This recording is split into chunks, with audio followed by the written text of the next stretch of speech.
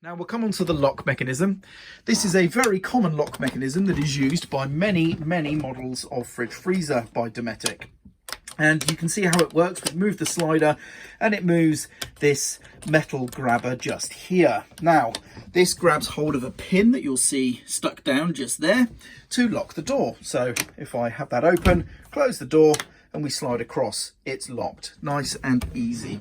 Now, some models or some units will have a slightly stiffer or slightly different positioned rubber seal here that may actually push against the door so that this lock is a little bit stiff to close. And if that's the case, which is very common, do not force the lock. Relieve the pressure on the lock by just pushing the door shut a tiny little bit, and that will make the lock very easy to move across.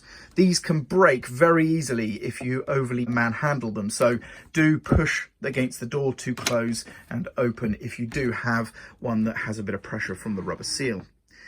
It's also worth noting that before you close the fridge freezer, please make sure that the area is clear. If you close the fridge door with this catch here and you close it with enough force, this can actually jam the metal part outside of its area of operation, and it requires this to be assembled in order to rectify that, which is a very easy job, but it does require that. So please make sure that it is open, there is nothing in the way whenever you close the fridge freezer. Now, just to show you how easy it is to remove this, all we're going to do is literally bend up on this and it comes apart. And you can see kind of how this works. This plastic plate can be removed by undoing the screw, which takes the whole thing apart. So if you do happen to break your catch, which can be very easy to do, these parts are easily purchasable and you can just replace them. But if you've jammed you can see the operating limits of this metal part here. It goes between there and hits some kind of plastic stop.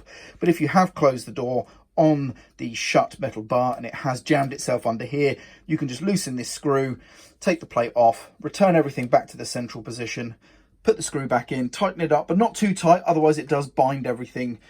So you do need to keep it a little bit loose so that everything still works. And then you just pop this back on. You can see how this is going to go. It's going to go on in that fashion there. So we just line that up like so, and that should, hopefully, if I get it right, just pop in place and we're back working again. So that's it. So that's a very useful bit of information, hopefully, for you guys to keep this from breaking.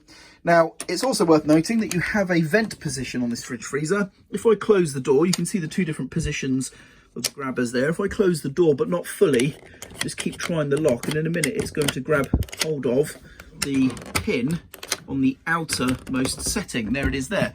You can see that the door here is loose. I can get my hands in there. That is a ventilation position, and can be very useful when you're storing the vehicle to stop the fridge going smelly. But otherwise, it's open, fully shut the door and close, and you're good to go.